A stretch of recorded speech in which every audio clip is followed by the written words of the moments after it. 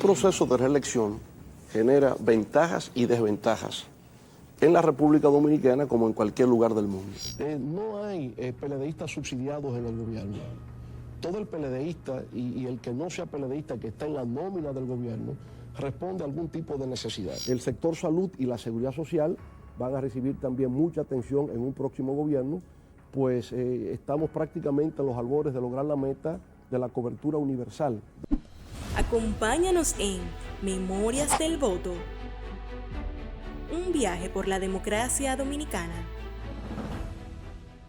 Hoy nos complace recibir al candidato presidencial del Partido de la Liberación Dominicana, doctor Leonel Fernández Reina.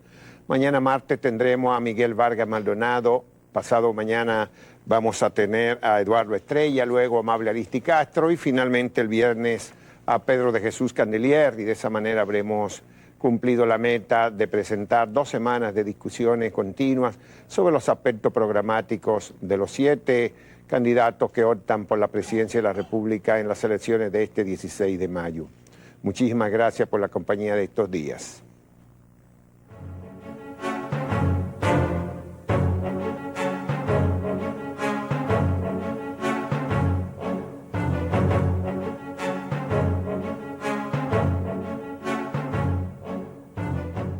Hoy contamos con la presencia entre nosotros también del candidato a la vicepresidencia de la República por el Partido de la Liberación Dominicana y actual vicepresidente, doctor Rafael Alburquerque. Y junto con él también una buena parte de los dirigentes del Partido de la Liberación Dominicana, por lo menos del Comité Central y del Comité Político. Muchísimas gracias también. Doctor, pues vamos a comenzar pidiéndole que nos resuma así en los aspectos políticos institucionales del Estado, cuáles son sus principales planteamientos para este nuevo periodo constitucional en caso de ser electo. Bueno, muchas gracias, Juan Bolívar. Lo que realmente resulta interesante saber que en este año 2008 estamos celebrando el 30 aniversario que se dio inicio al proceso de transición democrática en América Latina y que por primera vez en el continente tenemos un periodo tan largo en que no ha habido reversión en lo que tiene que ver con un proceso de democratización. Y es interesante porque, aunque la literatura académica sobre este tema no hace mucha referencia, lo cierto es que esa transición democrática latinoamericana empezó aquí, en la República Dominicana, en el 1978. Aunque no podemos hablar de que aquí había un régimen autoritario tipo el Cono Sur, lo cierto es que todavía había una situación de tensión, de conflictos, y diríamos, hasta cierto grado, no vivíamos en un régimen de total respeto a los derechos humanos. De manera que ha sido aquí, en la República Dominicana, que se ha dado el inicio a ese proceso de transición democrática. Desde entonces hasta la fecha ha habido profundos cambios institucionales en nuestro país. Yo diría que hemos pasado por una reforma del Estado en distintos aspectos, que ha contribuido a una ampliación de los derechos humanos y a un mejor ejercicio de las libertades públicas en la República Dominicana, a una mejor comprensión de la separación de los poderes públicos. Hemos estado en un proceso, digamos, de introducción de mecanismos de descentralización y desconcentración de los poderes del Estado. En estos momentos estamos hablando de una reforma a la Constitución. Y yo diría que los 2 grandes desafíos que tenemos por delante tienen uno que ver con la gobernabilidad y el otro con el impacto que tiene la globalización sobre el Estado Nacional de la República Dominicana. Con respecto a lo primero, al tema de gobernabilidad democrática, aquí lo que tenemos que entender es que el Estado como tal y el poder como tal ha experimentado una profunda transformación. Ya el poder no está concentrado en una sola institución, sino que el poder es más difuso. Y por tanto eso le plantea a la sociedad dominicana el sentido de responsabilidad de todos los actores que intervienen en el proceso democrático. Y aquí estamos hablando que conjuntamente con el Estado tendríamos como actores políticos importantes en el sistema democrático los gremios profesionales, los sindicatos, las organizaciones de la sociedad civil, las iglesias. Todos estos actores tienen que confluir para garantizar la gobernabilidad democrática. En segundo lugar, decía, está el tema de la globalización y cómo impacta a la República Dominicana. Y el tema de la globalización entonces nos obliga a un fortalecimiento de las instituciones democráticas de la República Dominicana. ¿Hacia dónde debe concluir todo esto? Bueno, pues tiene que concluir en el sentido de tener un Estado que sea democrático, de derecho, que se ampare en lo que tiene que ver con el imperio de la ley. Ese Estado tiene que ser transparente, tiene que ser ágil, tiene que ser eficiente, tiene que ser cercano a los ciudadanos para poder enfrentar sus necesidades y sus aspiraciones. Por consiguiente, ese Estado necesita un poder judicial que sea independiente, que sea profesional, que tenga credibilidad, que permita dirimir los conflictos de la sociedad por medios civilizados. Necesitamos tener programas que sean cada vez más efectivos en la prevención y combate a la corrupción. Necesitamos desarrollar políticas para mantener la seguridad ciudadana. En fin, yo creo que lo que se requiere es armonizar las instituciones democráticas de un Estado de Derecho con un plan nacional de desarrollo económico y social que propenda hacia el crecimiento personal de los individuos y hacia la convivencia civilizada de la colectividad nacional. Yo creo que en la medida en que efectivamente logremos articular esos dos elementos, un Estado democrático, social de derecho, con una estrategia nacional de desarrollo económico y social, pues la República Dominicana habrá entrado plenamente al siglo XXI. Muchas gracias, señor presidente. El panel en esta mañana está constituido por Nelson Marrero, quien es el subdirector del diario Hoy, Luis Eduardo Lora, productor del telematutino El Día, doctor Rafael Molina Morillo, director del diario El Día, ingeniero Ramón Núñez Ramírez, director de prensa y Telesistema Dominicano, Rafael Toribio, del staff de comentaristas de 1+1, y Radamés Gómez Pepín, director del diario El Nacional. Vamos a recordarle a los televidentes, pueden bajar su pregunta a través de YouTube, pero que esta semana son sobre asuntos políticos. Hemos estado con mucha desconexión porque ahora bajaron un montón de programas en el fin de semana sobre los asuntos económicos que ya terminaron la semana pasada. Ahora es sobre asuntos políticos y de las instituciones del Estado referente a eso. Muchísimas gracias de todas maneras a los que han participado. También traten de ser precisos porque algunos formulan 2 y 3 preguntas sobre temas generales que a lo mejor el mismo candidato de entrada ya ha marcado y entonces se caen las preguntas. Muchísimas gracias de todas formas. Vamos a pedirle hoy a don Rafael Toribio que comience este diálogo con el candidato presidencial del Partido de la Liberación Dominicana. Señor presidente, la reforma de la Constitución es un tema pendiente de la agenda nacional y sabemos que existe un anteproyecto que fue elaborado a partir de la consulta popular que se realizó. En ese anteproyecto que se presentará al Congreso, se propondrá que sea reformada por una asamblea constituyente como se aprobó mayoritariamente en esa consulta popular y además si se va a suprimir el nunca jamás o el tema de la reelección no aparecerá en el texto constitucional. Bueno, en realidad en la consulta popular no se estableció que fuera por asamblea constituyente en forma mayoritaria. Lo que se estableció fuera el que esa reforma se hiciese por vía de asamblea revisora, que es lo que contempla la actual Constitución de la República. Porque si se fuera a hacer por asamblea constituyente, eso requeriría una primera reforma solo para modificar la manera en que se puede llevar a cabo esa reforma constitucional. Y el criterio ha sido el que hemos expuesto siempre, una reforma constitucional por vía de asamblea constituyente generalmente es un acto de ruptura histórica y es un desconocimiento a la legitimación de las instituciones prevalecientes, que no es el caso de la República Dominicana. Entonces creemos que por vía de asamblea revisora. Y por supuesto el tema de la reelección no es un tema que se debate porque está en la actual Constitución de la República. Y desde mi perspectiva, el nunca jamás es la versión hipolitista de la Constitución Dominicana, con lo cual no tenemos que estar necesariamente de acuerdo. Yo diría que con respecto al tema de la reelección hay distintas modalidades y hay, digamos, para satisfacer todos los gustos. Usted tiene una primera modalidad que es reelección indefinida y que existe en Europa, en la generalidad de los países europeos. Usted tiene el modelo norteamericano, 2 periodos y el presidente debe abandonar la escena. Usted tiene un modelo donde, que era el que teníamos nosotros antes de la última reforma constitucional, de un periodo, brincar el otro y poder estar presente.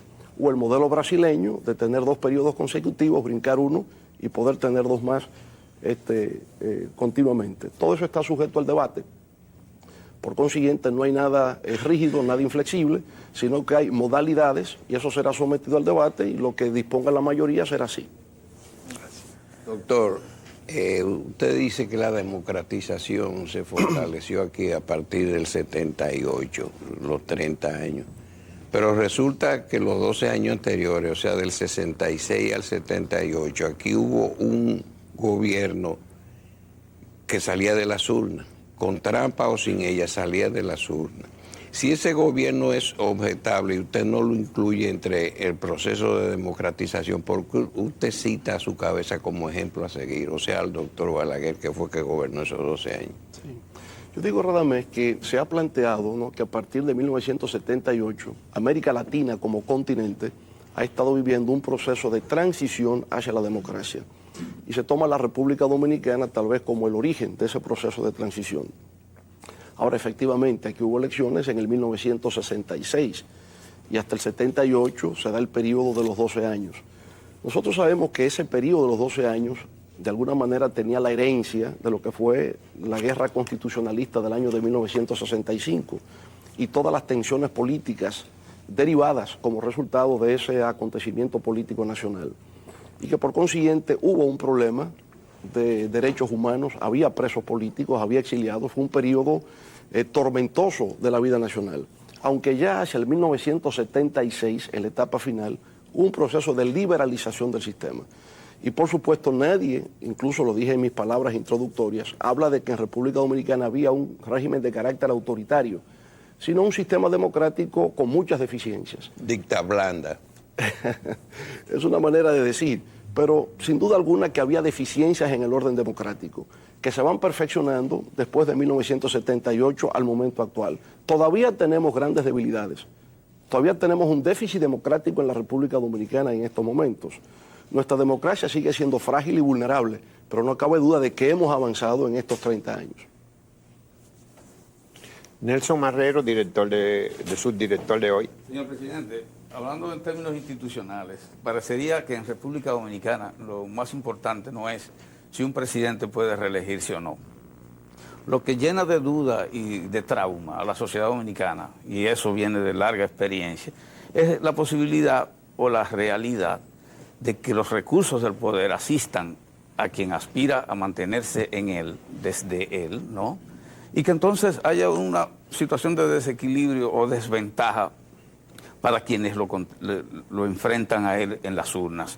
Actualmente, sus argumentos para rebatir esa visión que tiene una gran mayoría de sus opositores y de muchos e importantes observadores son válidos. Pero ¿cómo negar que la simple duda es ya una razón para considerar empañado un proceso que va a desembocar en unas elecciones que, aunque exista la libertad y el secreto del voto, existe también lo patente del uso de recursos que han favorecido o que permiten que el que está en el mando esté constituido en una oferta con ventajas especiales? Mire, yo le diría lo siguiente, un proceso de reelección genera ventajas y desventajas en la República Dominicana como en cualquier lugar del mundo. Hablar de utilización de recursos del Estado tendría que hacerse más específico, más concreto, ¿no? E indicar, bueno, se trata de que recursos provenientes del presupuesto se están utilizando con el propósito deliberado de ganar adeptos a una causa electoral. Y entonces, bueno, tendríamos que ver de manera muy detallada y particular del caso concreto de qué se trata, porque a veces serían muchos mitos. Por ejemplo, a veces se dice que utilizar recursos del Estado es porque aparezca en una manifestación pública un vehículo con una placa oficial. Bueno, yo creo que nosotros hemos erigido eso, ¿no?, en un criterio de utilización de los recursos del Estado. Pero resulta que en el país más poderoso del mundo, los Estados Unidos, el presidente que se está reeligiendo se desplaza en el avión número 1 y nadie dice que está utilizando los recursos del Estado. Y si el presidente de los Estados Unidos puede desplazarse en el avión oficial de la Casa Blanca, por debajo de él un funcionario que utilice un vehículo que tenga placa pública, no quiere decir que está usando recursos del Estado. Ese es su vehículo, simple y llanamente. Ahora aquí, en la República Dominicana, a lo largo de los años hemos dicho, eso es utilización de los recursos del Estado. A mí me parece que se trata de una simpleza. Pero mire... Presidente, Sí. Pero lo que pasa es que cuando un presidente en Estados Unidos aspira a la reelección y usa ese avión, tiene que pagar la gasolina. Eso no está establecido. Pero lo hace. No lo he oído, Radamés. Sí. No lo he oído. Pero bien, digamos, si tiene que pagar la gasolina o no tiene que pagarla es irrelevante.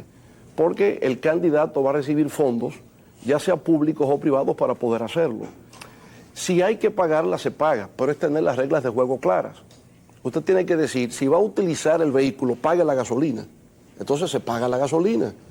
Es decir, usted tiene que fundamentar toda acción pública en base a la legalidad.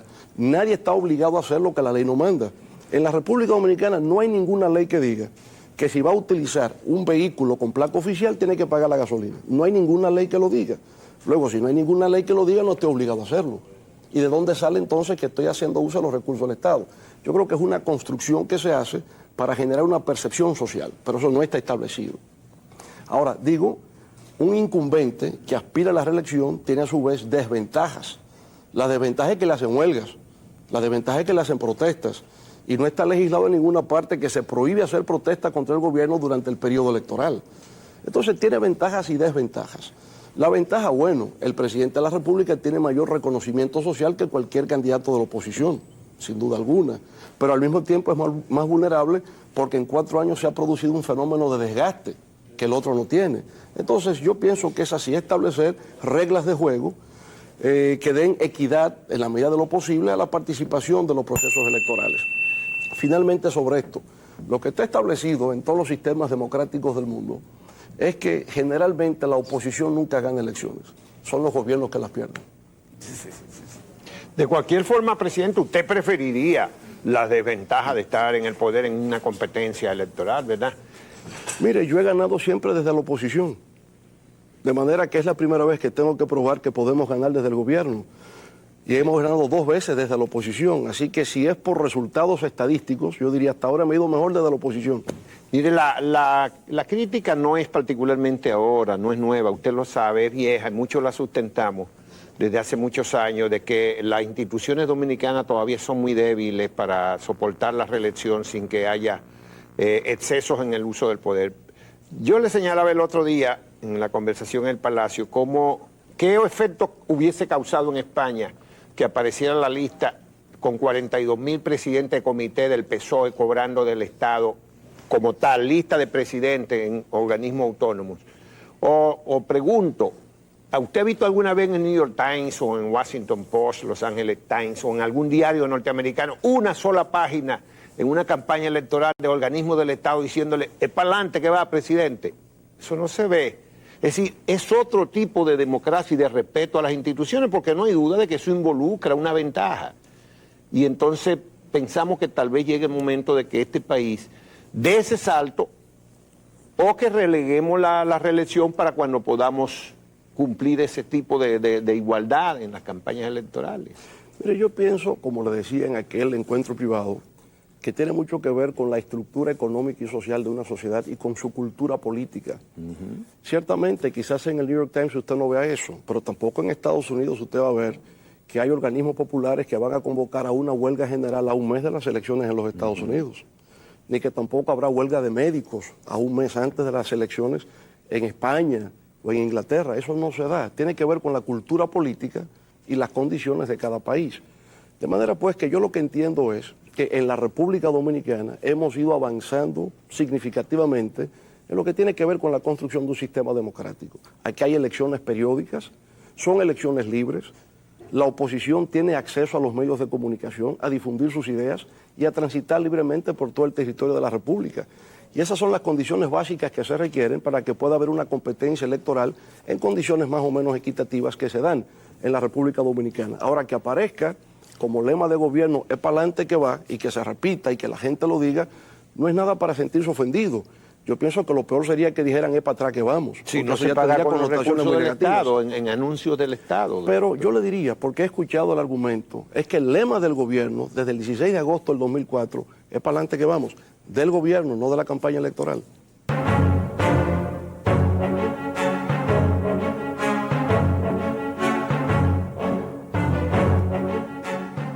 Luis Eduardo Lora, productor del Telematutino El Día. Señor presidente, el préstamo de 130 millones de dólares contratado con la Sunland ha sido criticado, obviamente por sectores de la oposición, pero también de la sociedad civil y de la prensa, porque lo consideran como un endeudamiento externo sin pasar por el Congreso. Usted defendió ese mecanismo, ese contrato. En un nuevo periodo constitucional, 2008-2012, ¿eso quiere decir que habría nuevos contratos de esa índole? Es decir, ese modelo, ese mecanismo, ¿se repetiría? Mire, Uchi, estamos hablando, ¿verdad?, de que el Estado democrático al que aspiramos tiene que ser de derecho y, por tanto, fundamentarse en la ley. Usted habla de un contrato de endeudamiento. Yo digo que tal contrato nunca ha existido. Lo que ha existido es un contrato de suscripción de terminación de obras. No hay contrato de préstamo. El Estado dominicano no ha recibido un solo centavo. El Estado dominicano no ha pagado un solo centavo en lo que tiene que ver con eso. Por consiguiente, no hay contrato de préstamo, no hay endeudamiento del Estado dominicano, el Estado nunca ha recibido nada. Lo que ha habido es un crédito del suplidor con contratistas adjudicatarios de obras. Y el gobierno lo que ha hecho es una especie de aval de contingencia, estableciendo el repago, cuando se terminen las obras, se establezcan las cubicaciones y le hace el repago a través de los contratistas, porque se produce la cesión de crédito. Eso es una operación normal, por una operación rutinaria de obras públicas y de las oficinas constructoras del Estado. Yo no sé por qué razón aquí se ha suscitado tal controversia respecto a esto, es que no se ha entendido la naturaleza del contrato. No hay contrato de préstamo, no ha habido endeudamiento. Resulta que nosotros tenemos una ley de crédito público y para usted hoy comprometer los recursos del Estado, tiene que registrar la deuda en Contraloría General de la República, en Tesorería y en la Secretaría de Estado de Hacienda, digamos, cumpliendo con lo estipulado en la ley de crédito público. Si usted va a proceder a un empréstito, efectivamente, tiene entonces que someterlo al Congreso, pero esto no se trata de un empréstito. Ni fue nunca la intención del gobierno, ni fue lo que el gobierno hizo, ni fue el poder del presidente de la República, ni lo que establece el contrato. Por esa razón yo siento que esa acción de inconstitucionalidad ante la Suprema Corte de Justicia es inadmisible. Inadmisible por muchas razones. Primero porque no hay calidad para actuar.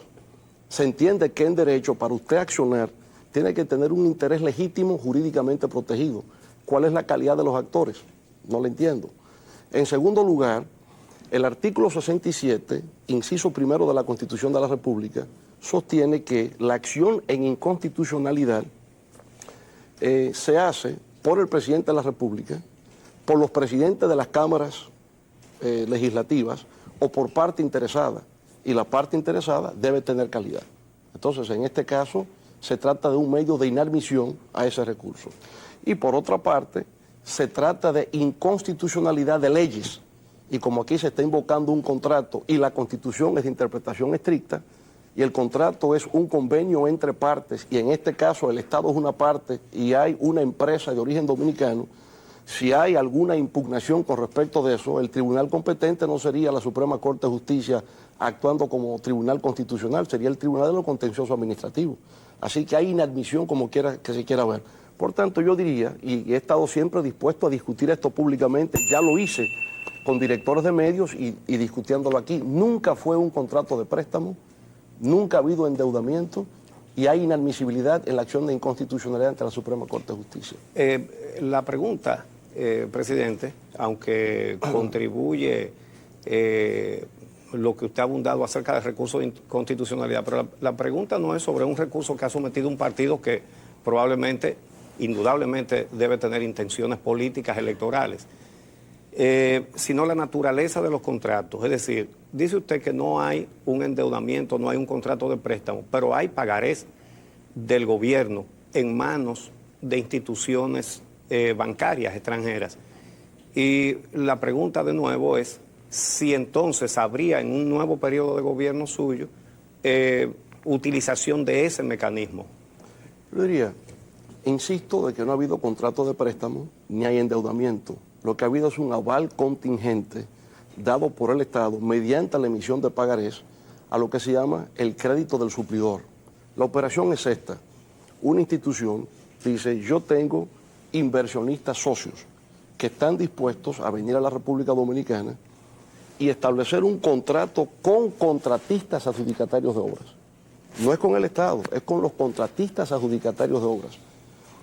Ellos establecen su relación y hay contratos entre la Sunland y cada uno de los contratistas adjudicatarios de obras. Reciben el dinero de quién, de Sunland. Sunland no le pasa dinero al Estado Dominicano, es de Sunland a los contratistas. Los contratistas ejecutan la obra que ya tienen por parte del Estado. El Estado no ha dispuesto de los recursos. Cuando ellos concluyan la obra o la estén ejecutando y presenten cubicaciones, hacen una cesión de crédito y el gobierno entonces paga al contratista, quien deberá a su vez pagar a la Sunland. Por tanto, nunca ha habido un contrato de préstamo ni de endeudamiento. Y, como dije en aquella ocasión, el interés nuestro siempre fue el acelerar la terminación de obras en la Universidad Autónoma de Santo Domingo.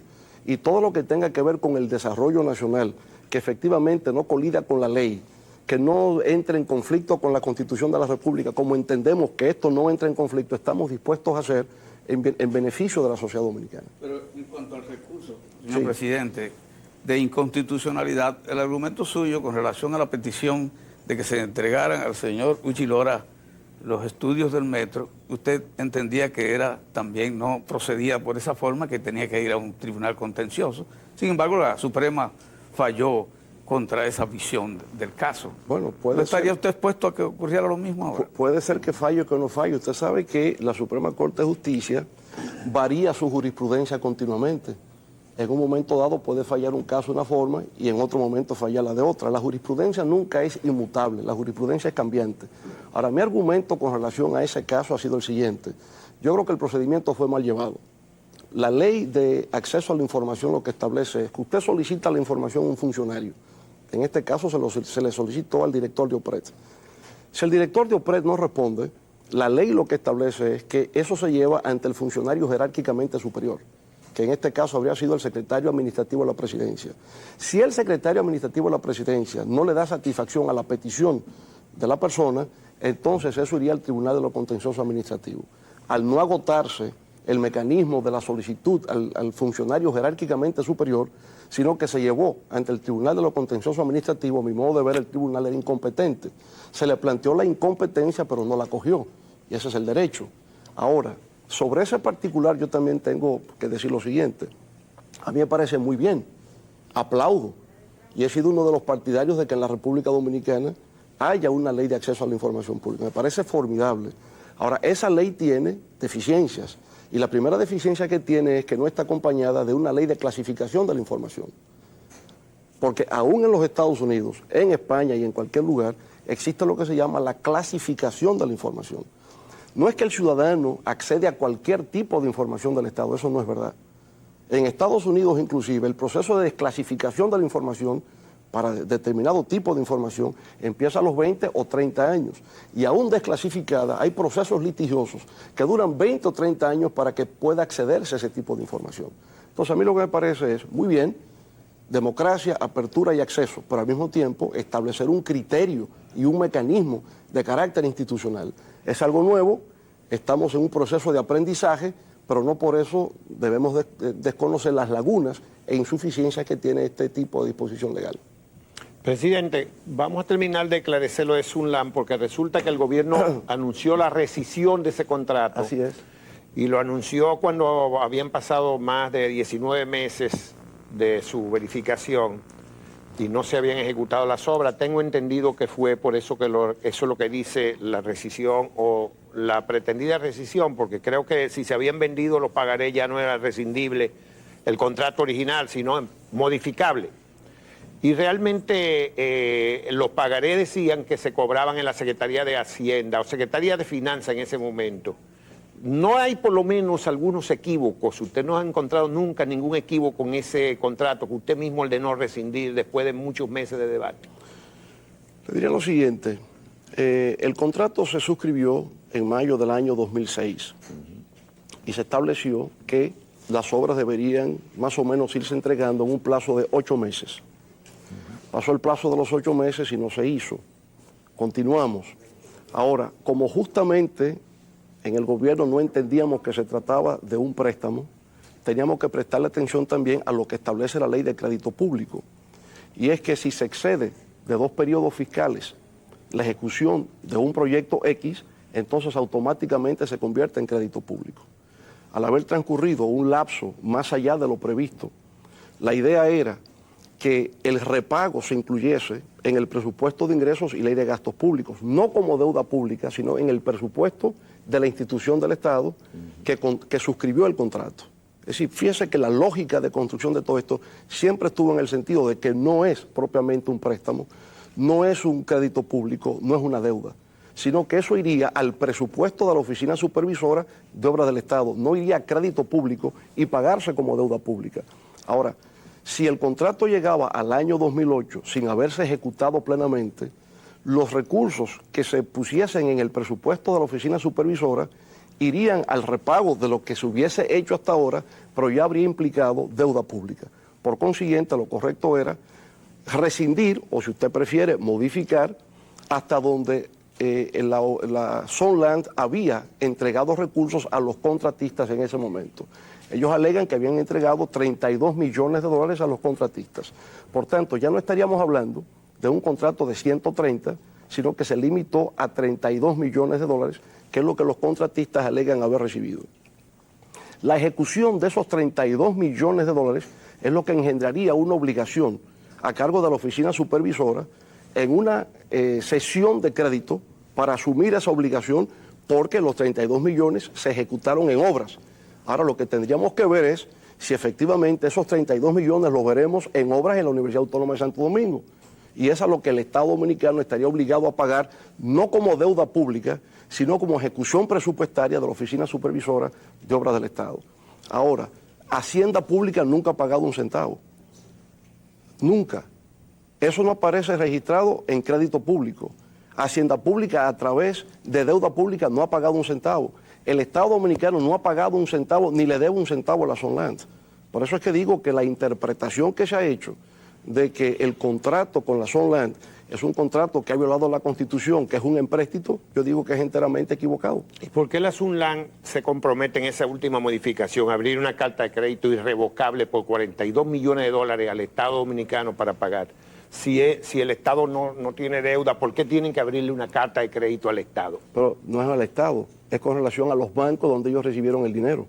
No es al Estado. Sí, al Estado dice el Estado, pero ellos no le deben al Estado. Por la eso. Sunland, claro, por eso digo, entiende? es que la carta de crédito no puede ser al Estado. Sí, la carta de crédito es como garantía del pago de ellos a los bancos. Pero la carta de crédito irrevocable al Estado Dominicano, dice ese contrato, el último. Bueno, tendríamos que leerlo, pero, Sí, yo lo leí. Sí, pero en todo caso, si se refiere al Estado, es dándole garantías al Estado Dominicano de que cumplirá con su obligación de repago al banco. No es que el Estado va a recibir dinero de la Sunland, porque el Estado nunca recibió dinero de la Sunland. Doctor Molina Amarillo. Bien, presidente, lo voy a sacar un poco de ese berenjenal. No, pero me agrada saberlo. Sí. Es más, yo quisiera que siguiéramos discutiendo el tema para aclarar justamente cualquier confusión que haya sobre este particular. Bien. Yo sostengo la tesis, y ante dos críticos, como ha sido Juan Bolívar y Uchi de este tema, crítico a la perspectiva periodística, legítimamente, yo sostengo que no es un contrato de préstamo, sostengo que no hay deuda pública, y sostengo que el recurso de inconstitucionalidad es inadmisible. Esas son mis tres tesis sobre ese particular. Sí. Mi inquietud se relaciona más bien con la reforma constitucional, presidente. Hace un momento usted explicó sobre el tema de la reelección y el tema de otros temas parecidos a este, pero yo pienso en algo que usted también mencionó antes, el fortalecimiento de las instituciones, y entre ellas el Poder Judicial sin duda es fundamental en cualquier sociedad para que haya una verdadera democracia con la seguridad de la justicia bien impartida. El Consejo de la Magistratura, que es el origen de toda la Suprema Corte de Justicia, está integrado por personas que representan claramente intereses partidistas, políticos, y eso puede enturbiar un poco la calidad de la selección de los señores magistrados. Y también el Ministerio Público, por otra parte, obedece al Poder Ejecutivo de una manera directa. Y también se habla de que sería conveniente que el Ministerio Público estuviera sometido a un régimen de selección parecido e independiente, parecido al de la Suprema Corte de Justicia.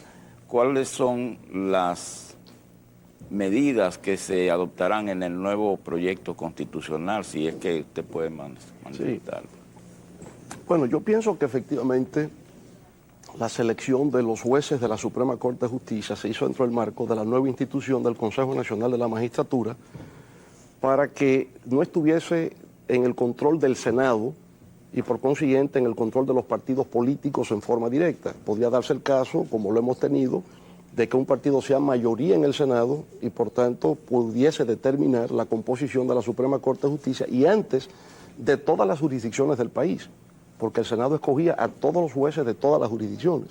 Eso se ha modificado y sin duda alguna ha sido un avance. Tendríamos el tema pendiente con los integrantes de los jueces de la Junta Central Electoral, que todavía son escogidos por el Senado, y si no es porque la mayoría senatorial tiene la voluntad y la disposición de consensuar con otros partidos, podría imponer a los jueces que quisiese, y eso, aunque sería ilegítimo desde el punto de vista político, sería legal desde el punto de vista de derecho.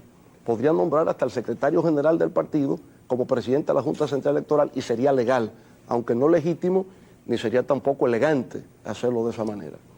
Bueno, pues yo pienso que hay el reto de cómo hacerlo.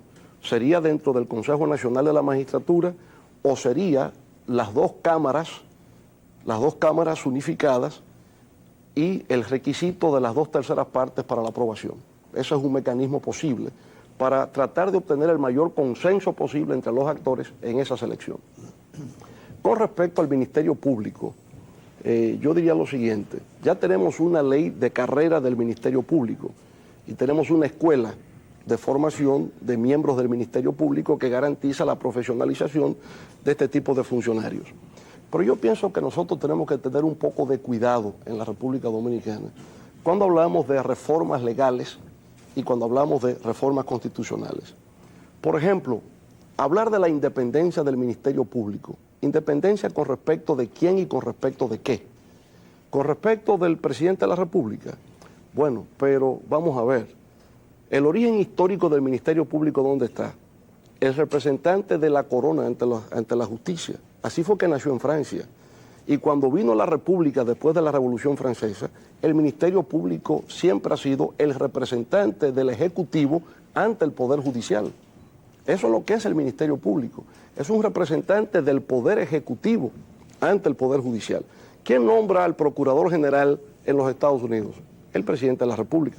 Más todavía, en los Estados Unidos, ¿quién designa a los jueces de la Suprema Corte de Justicia? El presidente de los Estados Unidos. De manera pues que si allá hasta los jueces de la Suprema son propuestos, presentados por el presidente y el Procurador General es por el presidente, es mucho más que aquí.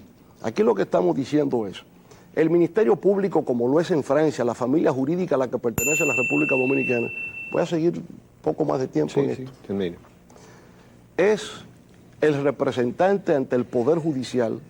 ¿Qué significa hacerlo independiente? Yo lo que creo es que tiene que profesionalizarse y actuar conforme a las normas establecidas en el Código Penal y en el Código de Procedimiento Penal y conforme a la ley de carrera del Ministerio Público. Ahí es donde está su profesionalidad y su independencia, actuar conforme a la ley, no en quién lo designa, porque quien lo designa siempre ha sido el Poder Ejecutivo. Y lo mismo, por ejemplo, tiene que ver con la capacidad de la Suprema Corte de Justicia para establecer la inconstitucionalidad de normas. Lo que dice el artículo 67, inciso primero, es que se puede establecer la inconstitucionalidad de las leyes. Eso es lo que dice el artículo 67. Sin embargo, la Suprema Corte, y aquí me permito establecer diferencias, ¿verdad?, con algún criterio jurisprudencial. La Suprema Corte ha establecido inconstitucionalidad de decretos presidenciales, de resoluciones de Junta Central Electoral, y se acoge el artículo 46 de la misma Constitución que declara nulos toda ley, decreto, resolución, ordenanza, lo que sea contrario a la Constitución de la República. Pero vamos por partes, y aquí me permiten, me he extendido un poco con el tiempo que la campanita que ya sonó, pero para terminar de argumentar esto. Mire qué es lo que ocurre. El artículo 46, que establece la nulidad de la ley la nulidad de los reglamentos, resoluciones, estaba antes de la reforma de 1994. Estaba desde antes. Y eso se refería a que el alegato de inconstitucionalidad se daba como alegato de excepción ante cualquier tribunal que estuviese conociendo de una litis. Juan Bolívar lo conoce muy bien porque eso fue lo que se trató con la ley de colegiación de los periodistas. Es decir, se alegaba... Usted fue abogado de nosotros. Abogado de ustedes en aquel momento. Sí. La sociedad de dueños de diarios se autoimputó una infracción para apoderar un tribunal y alegaron de manera excepcional que la ley de colegiación de los periodistas era inconstitucional. Ahora, cuando se declara que esa ley es inconstitucional, antes de la reforma de 1994, eso solamente surte efectos respecto a las partes litigantes. Y a eso que se refería el artículo 46. Es decir, si no estaríamos quebrantando el principio de separación de los poderes públicos. Ahora, se ha extrapolado eso que estaba antes de la reforma del 94 y que se refería a la justicia constitucional más bien difusa. Ahora se ha hecho concentrada ante la Suprema Corte de Justicia, cuando la Suprema se atribuye la facultad de declarar nulo un decreto, pero no ya porque hay un litigio entre partes, y por tanto el alcance sería solo entre las partes, sino que tiene carácter universal, se anula el decreto, está incorporando al mecanismo judicial dominicano la familia anglosajona, sobre todo Estados Unidos, lo que se llama el Judicial Review, la revisión judicial que se estableció en el 1813 en el caso Madison versus Marbury, en el cual la Suprema Corte de Justicia norteamericana, actuando como tribunal constitucional, declaró la inconstitucionalidad de una ley federal. En Estados Unidos, la Suprema Corte como tribunal constitucional puede hacer eso porque se ha aceptado en su doctrina y en su práctica. En la República Dominicana, para declarar la nulidad de un decreto o una resolución, tiene que estar expresamente establecido en la Constitución. Y eso no está en el artículo 67. Se remite al 46, pero el 46 solamente se refería no al carácter universal, sino al carácter interpartes en un litigio. Y yo pienso que en una reforma constitucional eso tiene que aclararse muy seriamente, porque estamos hablando de un principio de separación de los poderes públicos. Bueno, ya, perdón. Un minuto, presidente, pero con respecto al Ministerio Público, que es designado por el Poder Ejecutivo, designado y revocado y sustituido por el Poder Ejecutivo, lo que se puede prestar es a una subordinación a intereses ya no jurídicos, sino políticos, de un Poder Ejecutivo que actúa frente a partidos políticos de oposición, por ejemplo. Por ahí está, don Rafael, lo que decía previamente, la naturaleza de lo que es el Ministerio Público. Es el representante del Poder Ejecutivo ante el Poder Judicial. Es que el Ministerio Público es un organismo del Estado dependiente del Poder Ejecutivo. Y no es un invento de los dominicanos, así es en Francia, de donde lo hemos sacado, y que es la familia jurídica de República Dominicana. Y más aún lo es en Estados Unidos también, donde el Ministerio Público en su máxima instancia, Procurador General, es nombrado por el presidente de los Estados Unidos. Y los jueces de la Suprema Corte allá también son nombrados por el presidente de los Estados Unidos. Y no le quita la independencia, porque actúan conforme a su estatuto legal. Ramón Núñez Ramírez. Buenos días, señor presidente. Continuando en la agenda de temas que ocupa a este panel durante toda la semana, hay un tema sumamente importante que es el tema de la competitividad. Ya usted promulgó una ley de competitividad sistémica, contamos con un consejo de competitividad.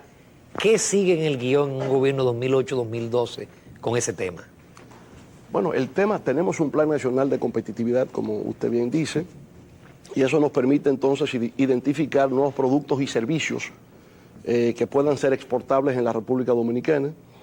Y entonces el gobierno, sobre todo en lo que tiene que ver con la parte de industria, que es por donde hemos empezado, y lo que queremos apoyar para que no solamente se quede en el marco doméstico, sino que pueda exportar hacia los nuevos mercados.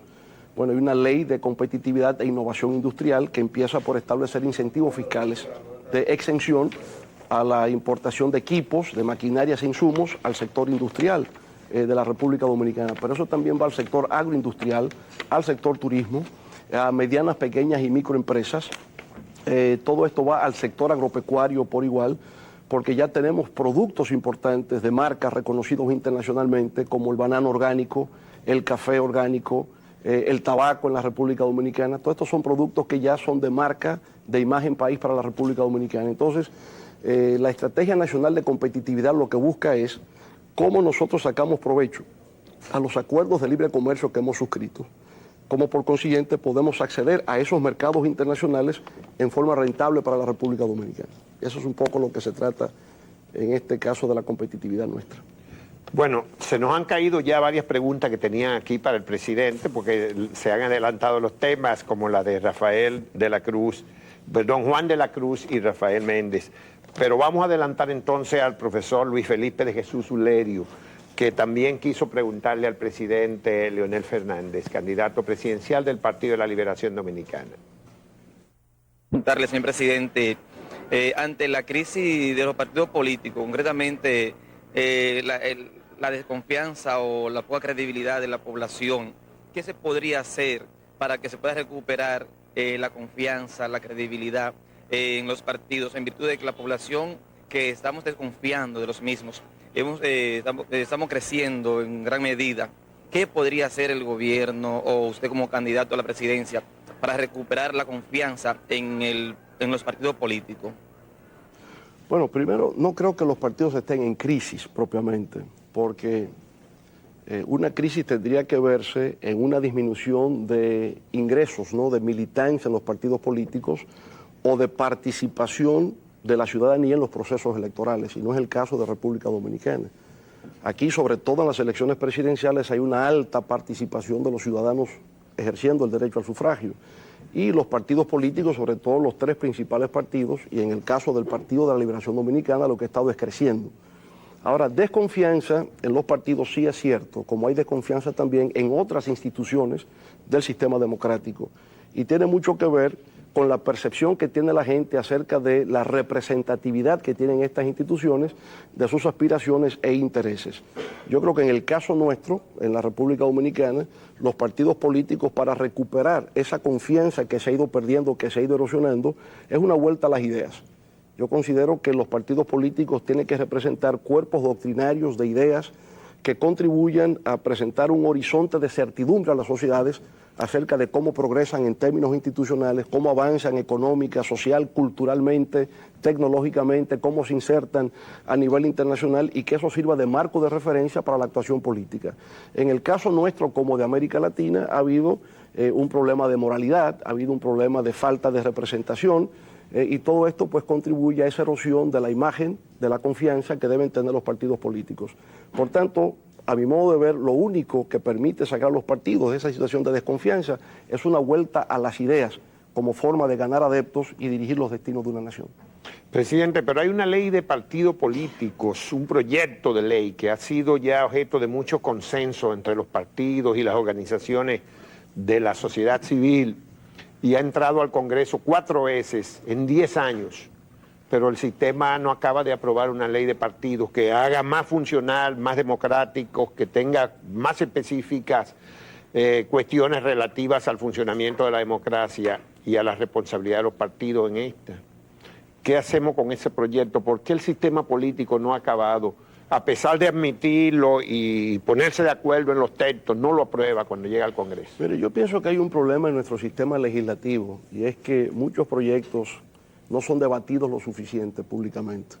Por ejemplo, yo le diría que esa ley de partidos, ese proyecto de ley de partidos políticos no ha sido debatido lo suficiente entre los actores políticos. Se queda en el marco prácticamente del Congreso secuestrado y no hay debate público sobre ese particular, como no lo hay sobre muchas otras cosas.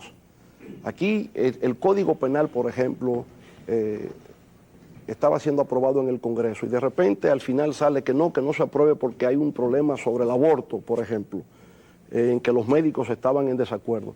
Pero nadie conoce el contenido de ese nuevo Código Penal. Como nadie sabe qué es lo que establece el nuevo Código Civil o el Código de Procedimiento Civil. Ese Código de Procedimiento Penal, ya ejecutándose, mucha gente desconocía su contenido. Entonces yo digo, hay un problema con todo lo que se lleva al Congreso de que se ignora el contenido de lo que se está discutiendo. Creo que pasa lo mismo con la ley de partidos políticos. Yo pienso que si se debate fuera de la esfera de lo legislativo, en la opinión pública, con la participación de los dirigentes políticos de todos los partidos, eso camina. O se crea una comisión para que convoque a los diferentes sectores, debata lo que hay ahí, ponerse de acuerdo sobre los temas de disenso y eso podría caminar. De lo contrario, hasta se aprobaría y nadie sabría exactamente qué es lo que contiene esa ley de partidos políticos y si no serviría de nada. Esas comisiones son precisamente las que se crearon y las que elaboraron los proyectos, pero parece ser que los partidos no están dispuestos a aceptar la transparencia que esos proyectos han establecido para el manejo de sus finanzas, es decir, su obligación de informar a la ciudadanía de todos sus detalles de ingresos y egresos, que se supone que es también una prenda ya de la democracia en América Latina y en el mundo. Yo no diría que sea eso, porque la propia ley electoral actual pone a cargo de los partidos el tener que informar acerca de sus ingresos y gastos en los procesos electorales, que es cuando los partidos manejan recursos. De manera que no sería exactamente eso. Hay muchas otras cosas que tienen que considerarse, que son más bien de naturaleza política. Por ejemplo, la celebración de elecciones primarias. Eso está ahí. ¿Cómo se hace en elecciones primarias? Que tenemos que discutir porque al copiar el modelo norteamericano de elecciones primarias, que en principio luce como muy democrático, eso ha generado grandes conflictos en todos los partidos políticos de América Latina. ¿Y tiene que ver con qué? Con el tipo organizacional que tienen los partidos. Mientras que en Estados Unidos, donde se origina el sistema de elecciones primarias, los partidos están organizados de manera impersonal. La gente no se ve, no tienen comités de base, ni comités intermedios, ni hay comité central. Son 50 partidos demócratas y 50 partidos republicanos en cada estado, y eso a su vez se sigue subdividiendo hasta llegar al condado, y no tienen esa relación física, personal y directa que tienen los partidos latinoamericanos. Por tanto, hay elecciones primarias y la gente termina bien, no terminan enemistados. En América Latina terminan enemistados por el tipo de organización que se tiene. Entonces, discutir un tema como elecciones primarias, yo pienso que es un tema importante para los partidos políticos, asumir un método creativo propio, original, que evite los conflictos, que evite las controversias y fortalezca a los partidos políticos. Ahí hay un tema, por ejemplo.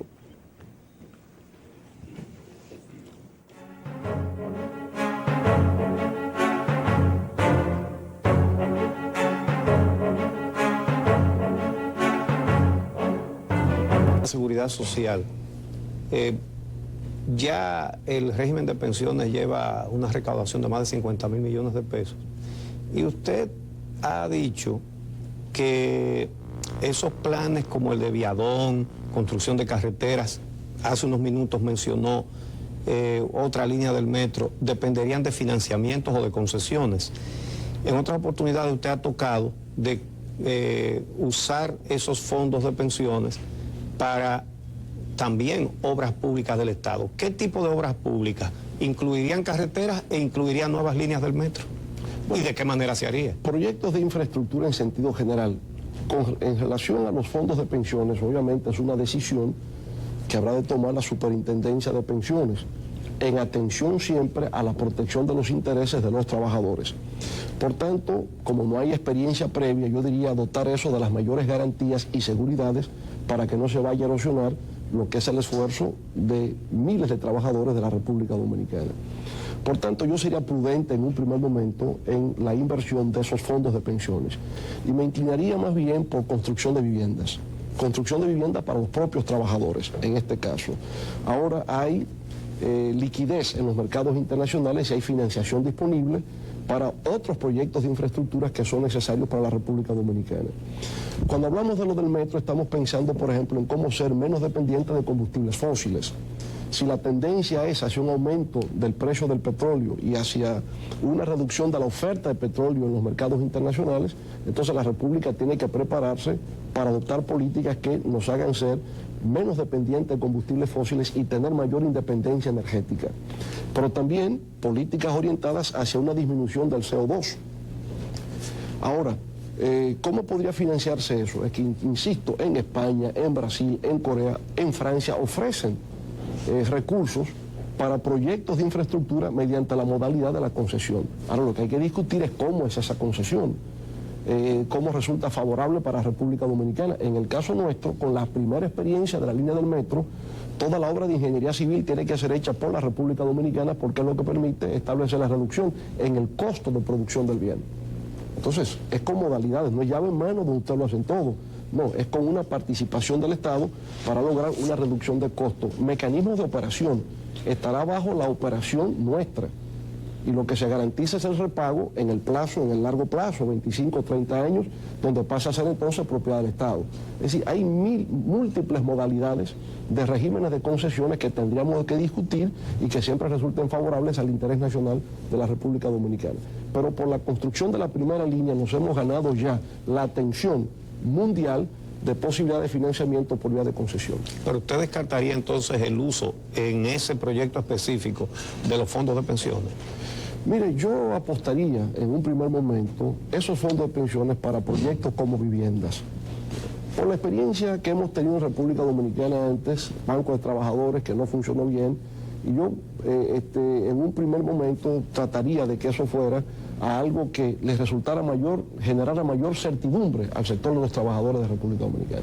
Muchas gracias. Amaury Rodríguez es un ingeniero, creo que desde la calle El Conde, a través de la unidad móvil, está listo para hacer una pregunta al candidato presidencial del PLD. Adelante. Quisiéramos saber, señor presidente, ¿qué política económica tiene usted para disminuir la brecha entre la sociedad, la parte de los más ricos, de los que están arriba y los que están abajo? O sea, estrechar esa brecha, porque aquí entendemos en el país que aquí hay personas que ganan hasta 2 millones de pesos mensuales y otros ganan 3.000 pesos y otros no ganan nada. Bueno, ese es uno de los grandes problemas que tienen las sociedades modernas, empezando por los Estados Unidos, donde ha habido una concentración brutal del ingreso en la capa de arriba. Usted tiene gente como Warren Buffett, ¿verdad?, que 35 mil millones de dólares, Bill Gates, 30 mil millones de dólares, Carlos Slim, tenemos un latinoamericano que también está en la categoría de los 30 mil millones de dólares. Entonces es un problema que se está dando primero en las sociedades desarrolladas y que también se reproduce en las sociedades que tienen economías en desarrollo. Ahora, ¿qué es lo que pasa? Que hay una concentración del ingreso. ¿Por qué? Por los sistemas productivos que han prevalecido. Por consiguiente, lo que se procura en este caso es generar mayores oportunidades, sobre todo a través del mecanismo de la educación, que es lo que promueve la movilidad social ascendente. Y en la medida en que usted puede promover la movilidad social, va a expandir la clase media, y con la expansión de la clase media tenderá a haber una reducción de la concentración del ingreso y por tanto mayor equidad social. Y eso es que aspiramos en la República Dominicana, crear mecanismos para que la clase media logre expandirse, para que la clase media se consolide como el sector social fundamental y sobre esa base se reduce la brecha de la inequidad social y de la pobreza en la República Dominicana. Reducción de pobreza extrema y disminución de los desniveles en concentración del ingreso entre las capas altas y las capas medias del país. Presidente, parece ser que los subsidios se han convertido en una carga ya muy alta para el Estado dominicano. Ya no solamente subsidio a la energía eléctrica y al gas propano, sino también en gran proporción a otros combustibles, que es el caso del gasoil. Subsidio a la harina de trigo para producir pan, subsidio a la leche, subsidio a los pollos, eso es lo que se ha informado en los últimos tiempos. Y el crecimiento de esos subsidios de año en año ha sido muy fuerte, el de la energía eléctrica, a pesar de las reiteradas promesas desde antes de este gobierno por disminuir esos subsidios. ¿Cómo vamos a mantener esa cantidad de subsidios? Más 600.000 personas que están cobrando sin trabajar para el Estado ahora mismo, 400.000 casi ya en el programa Solidaridad, 100.000 en el programa Vamos Arriba, 50.000 en el programa de bachilleres y 43.000 en el subsidio a los comités de base del PLD. Es decir, son casi 600.000 personas que trabajan que cobran cada mes sin trabajar. El doble de la empleomanía del Estado según la cifra que usted dio ahorita. Yo pienso que el límite a toda política de subsidio está dado por el mantenimiento de la estabilidad. En la medida en que efectivamente la economía pueda sostener la estabilidad, se puede establecer el subsidio. Porque ¿cuál es la contrapartida a no tener el subsidio? Lo que está pasando en Haití. Protestas y estallidos sociales. ¿Cuál es la consigna de las protestas en Haití? La vie chère, la vida cara. ¿Qué fue lo que pasó ayer en Costa de Marfil? Protestas sociales por el incremento de los precios de los productos de primera necesidad. Estamos ante un panorama de crisis mundial de precios de alimentos, generado porque en Europa le han quitado el subsidio a la exportación de la leche, porque en Argentina le han establecido un impuesto a la exportación de cereales, porque el precio del petróleo se ha disparado y porque todo se ha encarecido a nivel mundial. Y si los países no adoptan políticas de protección a los consumidores, de protección a la ciudadanía, esto puede convertirse en serios problemas sociales. Yo veo que a veces se critica a los países como los nuestros de poder establecer políticas de subsidio y no se dice lo mismo, por ejemplo, de los países desarrollados. O sea, en Estados Unidos los cupones de alimentos se da a la gente que está en una situación de pobreza. Hay seguro al desempleo. Una persona que pierde su empleo en Estados Unidos, en Inglaterra, durante 21 semanas recibe la mitad de su salario estando en su casa. Y nadie dice que eso es parasitismo social. Ese es el papel del Estado, ese es el Estado benefactor de que siempre se ha hablado.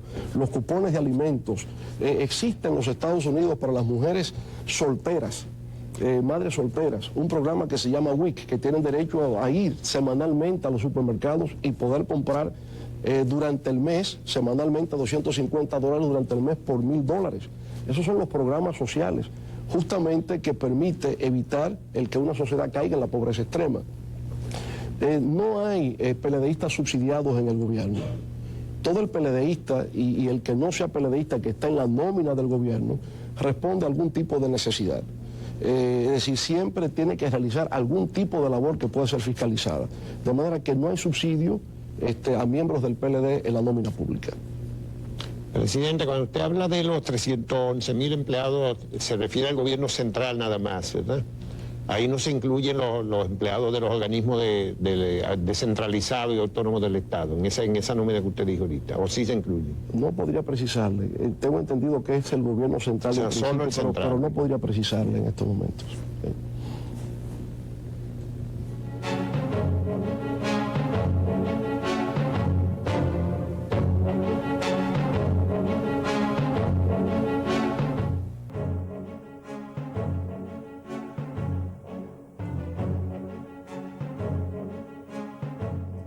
Radamés Gómez Pepín, director del diario El Nacional. Doctor, hablemos un poco de etanol. Aquí hay mucho entusiasmo por el etanol, sin embargo ese entusiasmo no lo comparte Cuba, Venezuela ni México por el costo en alimentos, maíz, caña de azúcar, etcétera. ¿En qué está eso aquí? Mire, y no dejan de tener razón en parte. Todo depende del tipo de producto agrícola. Escúcheme, sí. Hay organismos internacionales también opuestos a eso. Claro. Todo va a depender de qué tipo de producto agrícola se destine para la producción de etanol, como yo lo entiendo. Lo que ha habido es como un cambio de paradigma en el área agrícola. Antes usted tenía producción agrícola para alimentos, ahora se está teniendo producción agrícola para combustibles. Y esa producción agrícola para combustibles es uno de los factores que también ha generado el alza de los precios de los alimentos a nivel internacional y que nos obliga entonces a los subsidios en los países subdesarrollados, que no solamente el caso de República Dominicana, ya es una práctica que se está extendiendo como mecanismo de protección social. Ahora, ¿qué es lo que estamos viendo, Radamés? Que usted puede producir biocombustible, etanol, biocombustible en sentido general, de maíz, de soya, de sorgo, de jatrofa, de caña de azúcar. Y de todos esos productos, el que, digamos, más es compatible con generar combustible y alimentos es la caña de azúcar y produce el mejor tipo de etanol. Por tanto, fíjese que nadie ha criticado el uso de la caña para producción de etanol. Brasil lo venía haciendo de hacía tiempo.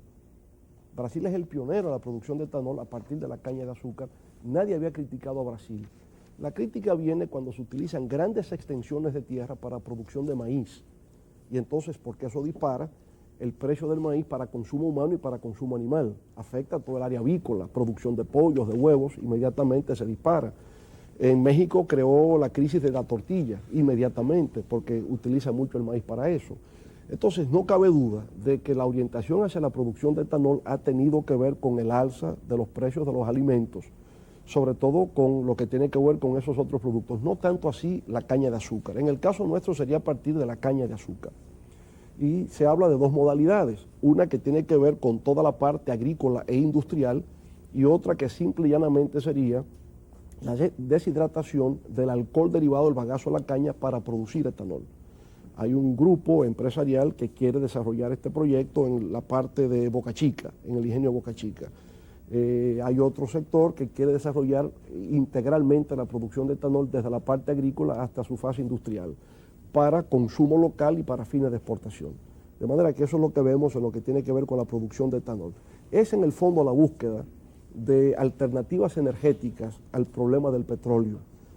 Ya los pueblos han descubierto que no pueden seguir siendo dependientes del petróleo, de combustibles fósiles, y se ha entendido que el etanol es una alternativa por los resultados que se ha conseguido, que se han obtenido en Brasil.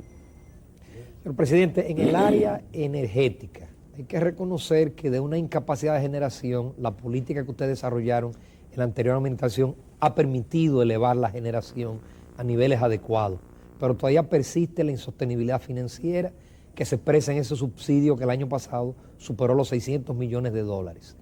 ¿De qué manera en el próximo gobierno ustedes van a afrontar ese problema, la insostenibilidad financiera y los altos costos de la tarifa en relación a los demás países de la región? Usted ha acertado en la forma de enfocarlo. Hemos hecho grandes avances, pero ahora tenemos un problema con el sector eléctrico, el sector energético, que es el precio de los combustibles. Eso nos obliga entonces en una próxima administración a desarrollar políticas orientadas a la sustitución del tipo de combustible para generación de energía. Y en lugar, por ejemplo, de fuel oil, de diésel, de bunker C, estaríamos hablando de la utilización del gas natural. Y ya se están tomando medidas para utilizar el gas natural como nuevo combustible para generación de energía. Eso debe producir una disminución en los costos de generación. Pero por otra parte, tenemos el proyecto de 2 plantas a carbón con bajos niveles de azufre, que sería medioambientalmente amigable. El carbón en este caso también tendería a una reducción del costo de generación. De manera que el problema fundamental que hemos tenido ahora, durante este periodo de gobierno, ha sido el alza continua del precio del petróleo, el precio del combustible que se utiliza para la generación. En ausencia de eso, se nota el gran avance que hemos tenido, disminución de pérdidas, aumento de cobranza e incremento de la capacidad de generación, como usted ha dicho, incluso con circuitos de 24 horas. Hoy día no se sienten los apagones.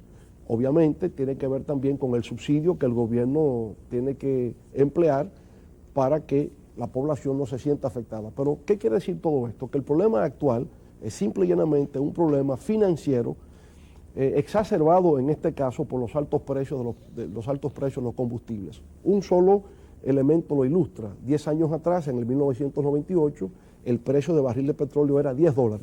Hoy ha llegado a $110 el barril de petróleo. Y eso se refleja fundamentalmente en lo que tiene que ver con el área de generación y con el área de transporte. Don Rafael Molina Amarillo. Bien. Señor presidente, dada la interdependencia de las naciones que existe, y en el caso específico de los Estados Unidos con la República Dominicana, que podría tal vez llamarse más una dependencia que interdependencia, ¿cómo vislumbra usted el desarrollo de esta crisis económica, financiera que se está manifestando en los Estados Unidos? ¿Y cómo enfrentaríamos nosotros las consecuencias que se derivarían de esa crisis en nuestro país? Bueno, primero entender las causas de esa crisis, que parece que son múltiples. Por una parte está la crisis inmobiliaria generada por las llamadas hipotecas basura, ¿verdad? Préstamos de alto riesgo a familias que no estaban en condiciones de asumirlas, contaminadas por la securitización de esas hipotecas colocadas en los mercados internacionales, que ha contaminado el mundo financiero internacional. Ese es un primer elemento. Por otra parte, recesión en la economía norteamericana, devaluación del dólar, que tiene su parte positiva para los Estados Unidos en el sentido de que promueve sus exportaciones y disminuye su déficit de balanza comercial, pero digamos en términos de largo plazo dificulta la sostenibilidad del sistema financiero internacional, un dólar débil frente al euro, frente al yen y a otras monedas. Amenaza de inflación al mismo tiempo, lo que significa que es recesión, inflación, crisis del sistema financiero, crisis del sistema inmobiliario, disminución del consumo, o sea, muchos problemas combinados en la economía norteamericana con la crisis internacional de los precios del petróleo y de los alimentos. No es un panorama halagüeño lo que estamos teniendo en el plano internacional, en Estados Unidos o a nivel de la economía mundial. Ahora, ¿cuál es la parte positiva? Que los analistas están indicando que la recesión norteamericana debe disminuir para la segunda mitad de este año. De manera que parece ser que lo peor de la situación de la crisis hipotecaria ha pasado, que lo peor de la crisis financiera está pasando o ha pasado, sobre todo con el programa de rescate a la firma de inversores Bear Stearns, por parte de la Reserva Federal de los Estados Unidos y la firma JP Morgan Chase. Una operación que conllevó cerca de 30.000 millones de dólares. No hay en amenaza ninguna otra institución financiera. En Inglaterra lo hubo con North Rock, en el caso también de Francia hubo amenaza con France Paribas, pero parece ser que, digamos, lo peor ya ha pasado y lo que puede establecerse ahora es un periodo de recuperación. Superada la recesión en la segunda mitad del año, no habiendo mayores problemas en lo que tiene que ver con el sector inmobiliario y financiero, entonces deberá producirse mayor liquidez en el sistema, la recuperación del consumo, la reactivación del crecimiento, y ya la República Dominicana podrá librarse del impacto de esa crisis por la que se está pasando en estos momentos, adoptando, por supuesto, políticas internas de blindaje, que a mi modo de ver tiene que ver con el incentivo a la inversión, tanto doméstica como internacional, en proyectos de infraestructuras. Y sobre todo también lo que hemos conversado antes, la inversión minera en el área de Pueblo Viejo Cotuí, 2.5 billones de dólares. Lo que tiene que ver con proyectos de desarrollo inmobiliario turístico por encima de 1.000 millones de dólares. Lo que puede ser el proyecto de la carretera del Coral, que sería financiada por la empresa Odebrecht.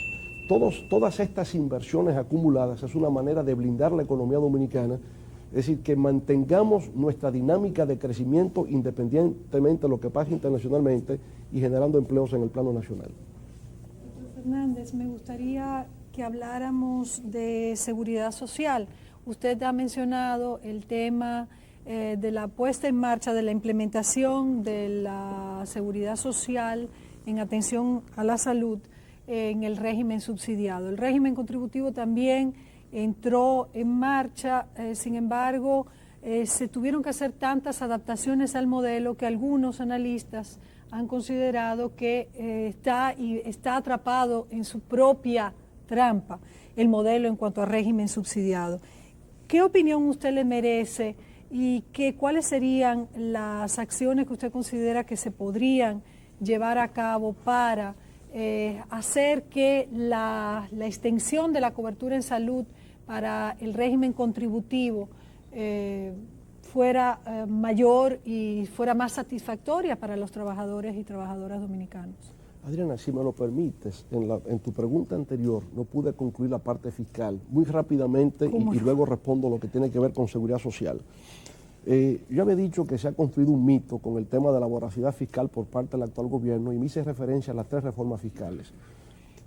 Pero en adición, como resultado de esas reformas fiscales, ha habido reducción de impuestos en este gobierno, ha habido compensación y devolución de impuestos. Y todo eso asciende, en el caso nuestro, a 22.600 millones de pesos de sacrificio fiscal para el gobierno como resultado de reducción de impuestos, compensación y devolución. Este ha sido el único gobierno que ha devuelto impuestos a empresas y a personas físicas. Y aquí, por ejemplo, tenemos la ley de eficiencia recaudadora, reducción de tasa arancelaria, la reducción del impuesto sobre la renta del 30 al 25%, lo que tiene que ver con la eliminación del impuesto selectivo a los vehículos, el que modifica el pago de derecho de circulación de vehículos, la ley que reduce el impuesto selectivo a los electrodomésticos. Es decir, ha habido toda una serie de medidas fiscales que han contribuido a una reducción de pago de impuestos y, como he dicho, ha significado para el gobierno 22.000 millones de pesos. O sea que en ese aspecto hay que ser, yo diría, más justo con relación a este gobierno que ha mejorado los ingresos por la vía de la administración tributaria más que por la vía de incrementar los ingresos por reforma fiscal. Pero yendo ahora a la segunda parte de tu pregunta, y tal vez Juan Bolívar me dé un poco más de los 30 segundos finales para poder responder aquí, Adriana. Mire, con respecto a la parte del régimen subsidiado, en realidad no ha habido problemas. Encontramos 45.000 afiliados en el año 2004, ya vamos por 1.050.000 afiliados al momento actual, con resultados satisfactorios. Yo le pregunto a la gente qué tal les va y me dicen, no, muy bien. Me he encontrado con personas que me han dicho, me han hecho operación de corazón abierto, me han hecho una operación de riñones y no he tenido que pagar un solo centavo porque han quedado cubiertos por el régimen subsidiado. El conflicto ha sido más bien por el régimen contributivo y no ha entrado el contributivo subsidiado, o sea, el régimen mixto, que es el trabajador por cuenta propia. Pero en el régimen contributivo, que debió haber entrado en el año 2001, entró en vigencia el año pasado, luego de que lo asumimos en este gobierno como una tarea prioritaria. Actualmente ya hay más de 1 millón de personas que están en el régimen contributivo. Yo le pregunto a los empresarios y a trabajadores qué tal les va. Le pregunto a don Pepín Corripio cómo le va con el nuevo modelo. Él me ha dicho que con las empresas del grupo Pepín Corripio muy bien. Y tengo entendido que ninguno de ustedes se queja del servicio médico que reciben dentro del actual esquema del régimen contributivo. Pero pregunto a todos los grandes empresarios, ¿qué tal les va en sus empresas? Me dice José Miguel Bonetti, mejor que antes, por la atención que tienen los trabajadores y por el hecho de que han eliminado la doble tributación. Ya no tienen que pagar al Instituto Dominicano de Seguros Sociales y pagar igual las médicas, ¿no? a una consulta privada. Ya pueden ir a las mismas prestadoras de servicios de antes, con una calidad asegurada, y ya no tienen que pagar el doble pago al Seguro Social. Nuestra meta es que esto se siga perfeccionando, obviamente. Crear el sistema de red única de salud. CESPAS y el Instituto Dominicano de Seguros Sociales tienen que integrarse en una red única prestadora del servicio de salud. Eso es fundamental y estamos trabajando con eso a través de la Secretaría de Estado de Salud Pública. La incorporación de las esposas o esposos, de los padres y de los hijos de los trabajadores que serían atendidos en lo que es hoy el Instituto Dominicano de Seguros Sociales, integrado a la red única. Mejorar lo que es la atención primaria, porque la puerta de entrada al sistema debe ser la atención primaria. Sin embargo, hay un problema de cultura también entre nosotros. La gente tiene su médico y quiere ir a su médico y no entiende el mecanismo de la atención primaria. Entonces se estableció, mire, usted puede ir directamente a su médico, porque una de las cosas que se criticaba al principio era, pero yo no quiero ir a atención primaria, yo quiero ir al médico que ya yo conozco. Muy bien, usted puede hacer eso, haciendo un copago de 100 pesos adicionales nada más. Ahora, con el tiempo, abriéndose las instituciones de atención primaria, que ya CESPAS lo está haciendo, pero también en el ámbito del régimen contributivo, las clínicas y el que quiera puede instalar su centro de atención primaria, el afiliado va allí y es referido al especialista. Ahora, la gente que tiene problemas cardíacos o que tiene problemas de otro tipo quiere ir directamente a su especialista, al que ya conoce. Y lo único es que tiene que pagar 100 pesos adicionales por todo esto. En síntesis, yo pedí una extensión del plazo en este caso. En síntesis, lo que estoy diciendo es que el régimen ya ha entrado en vigor. Aspiramos que en los próximos 4 años el régimen subsidiado y contributivo incorpore 6 millones de dominicanos, lo que sería una revolución, una verdadera transformación en el sistema de salud, que en el ámbito del régimen contributivo aún es imperfecto, que hay correcciones que hacer, pero va por buen camino. Bienvenido, Álvarez. Presidente, desde la ignorancia de un ciudadano como yo, uno siempre piensa que gobernar esta nación no debería ser muy difícil, porque sus problemas son tan primarios, tan elementales, y usted lo ve cada vez que va al interior. Lo que le piden es un camino vecinal, una escuela, una clínica, un acueducto. Y uno se pregunta por qué problemas tan sencillos como que Higüey no tiene agua prácticamente, La Romana, San Pedro de Macorís, Baní, Bonao, incluso estas ciudades altamente productivas para la nación. Uno dice, ¿y por qué los gobiernos se pasan tanto tiempo y no resuelven estos problemas que son elementales y que al no resolverse producen otros problemas como son las llamadas enfermedades del agua? Y una administración como esta, con tanta capacidad, por ejemplo, para construir un metro en relativamente poco tiempo y con una gran capacidad y una gran eficiencia para recaudar impuestos, para recaudar fondos, uno dice, ¿por qué no se resuelven esos problemas que parecen ser, desde la óptica de un ciudadano común, tan elementales y de tan fácil solución? Bueno, primero una rectificación a esa autoatribución de ciudadano ignorante común. Yo creo que usted es uno de los hombres mejor informados de la República Dominicana. Gracias por Y el es un hacedor de opinión pública de una profesionalidad realmente encomiable. Gracias. Pero con respecto a que debe ser fácil porque las necesidades son primarias, eso es lo que lo hace más complejo.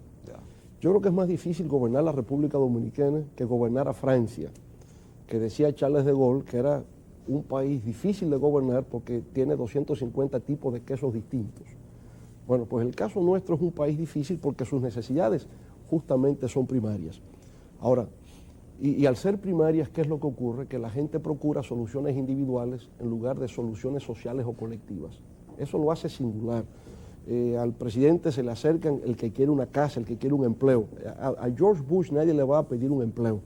Lo manda al Departamento de Empleos de los Estados Unidos. Es decir, nadie.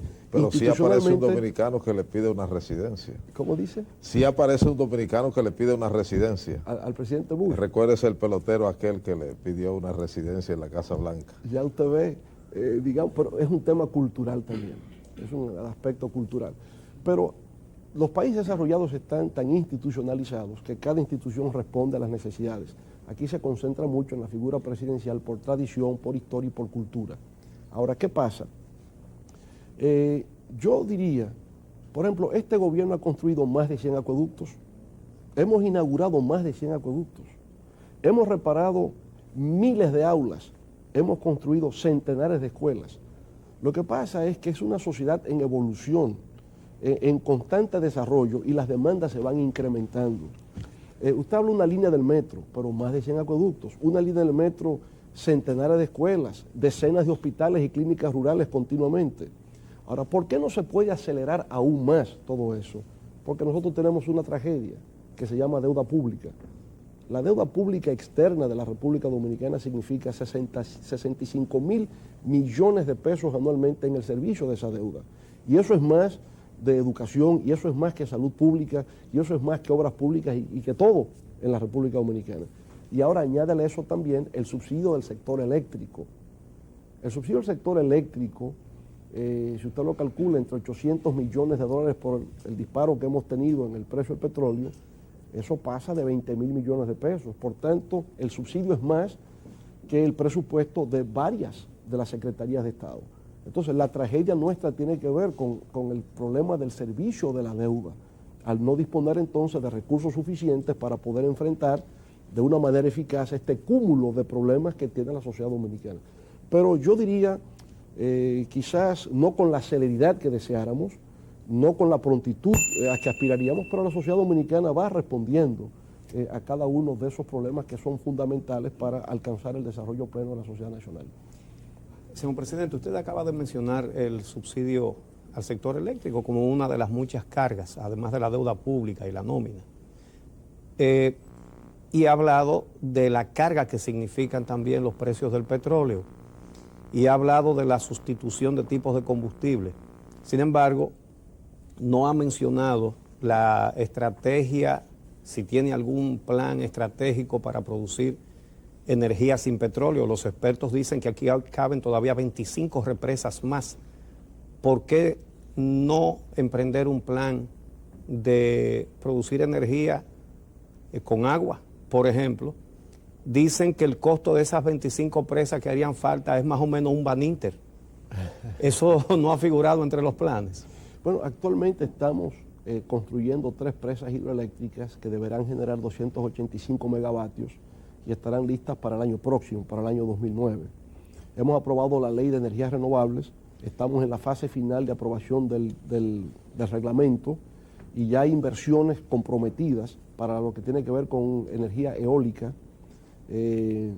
Incluso, yo diría un excedente, se habla hasta de 700 megavatios en inversiones comprometidas en energía eólica.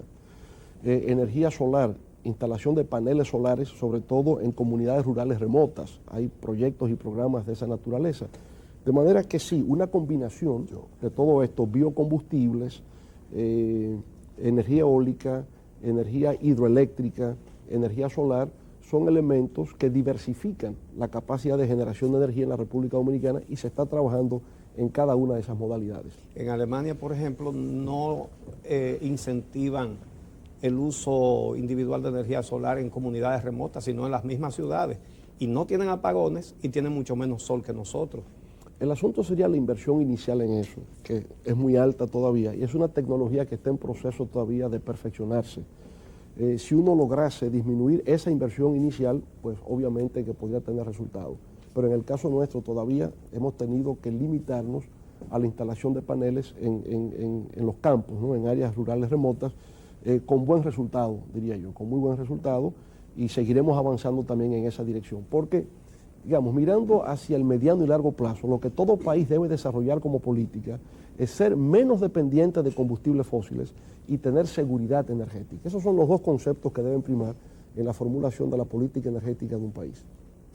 Bueno, creo que todos tenemos que convenir que el presidente Fernández, candidato presidencial, es un excelente comunicador y hasta un mago de la dialéctica, porque usted casi nos convenció de que nos rebajó los impuestos, nos devolvió impuestos, aunque en los 3 primeros años de su gobierno aumentó en 250% los ingresos del Estado. Y casi nos convence de que nos devolvió impuestos, presidente. No, y así fue. Va a ser eso mismo en el próximo periodo, nos va a seguir devolviendo. No solamente lo convencí, sino que es un elemento factual, es un hecho. Sí. Sí, porque se hizo públicamente, ¿no? Sí. Y iban los empresarios, por supuesto, estaban tan deslumbrados como usted. Sí. No lo creían. Y es posible que el gobierno me esté devolviendo impuestos, y sí devolvíamos impuestos. De manera que cuando la oposición habla de reducirlo, nosotros lo devolvemos. Bien. Muchas gracias. Vamos a agradecer muchísimo a todas y todos ustedes la atención de esta mañana en esta tercera entrega de las propuestas de los candidatos, advirtiéndole que el programa se reproduce completo a las 6:30 y a las 10:30 de la noche en Coral 39, que estaremos mañana en la cuarta entrega con la presencia del candidato presidencial del Movimiento de Integración Comunitaria MIUCA, el doctor Guillermo Moreno. Esta mañana agradecemos la presencia de Luis Eduardo Lora, de Bienvenido Álvarez Vega, Adriana del Conte, Rafael Molina Morillo, Ramón Núñez y Radamés Gómez Pepín en el panel. Y desde luego la del presidente de la República y candidato presidencial del Partido de la Liberación Dominicana, el doctor Leonel Fernández, que esperamos que entonces podamos tener la segunda fase la próxima semana sobre las políticas institucionales del Estado. Muchísimas gracias y muy buenos días a todos y a todas.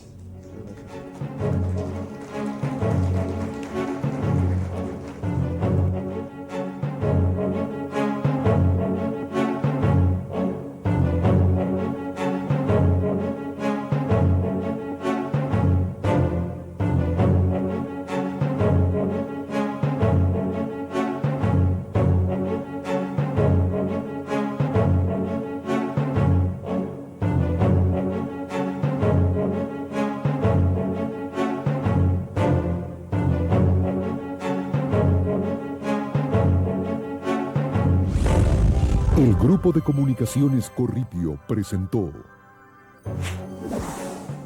las propuestas de los candidatos. Voto 2008.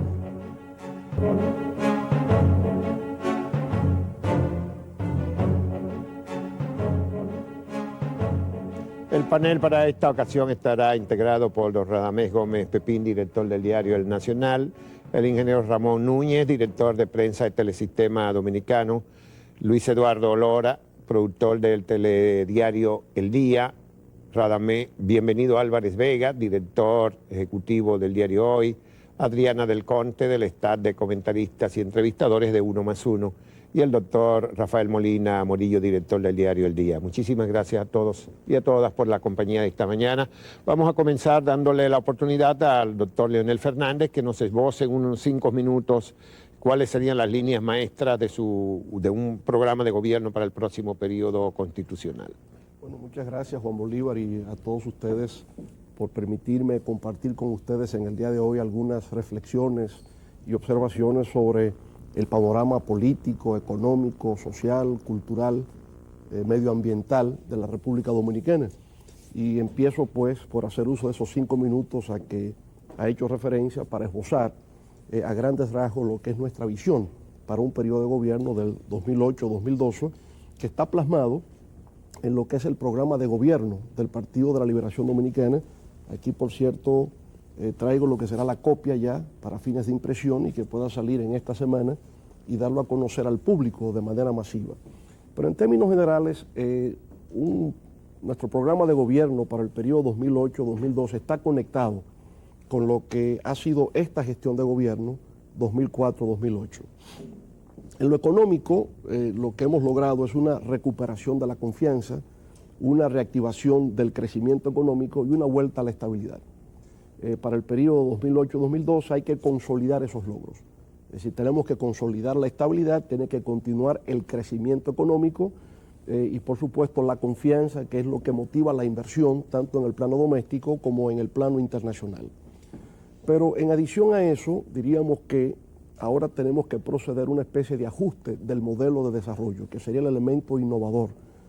Ya la recuperación de la crisis se ha logrado, ahora hacia dónde avanzamos en términos de mediano y largo plazo para la República Dominicana. Y aquí lo que procede es una especie de ajuste del modelo de desarrollo, en el sentido de consolidar lo que ya tenemos, pero avanzar hacia nuevas metas. En este caso, ¿a qué me estoy refiriendo? Bueno, el modelo dominante de desarrollo en el país durante los últimos 25 o 30 años ha sido un modelo que se sustenta en el trabajo intensivo.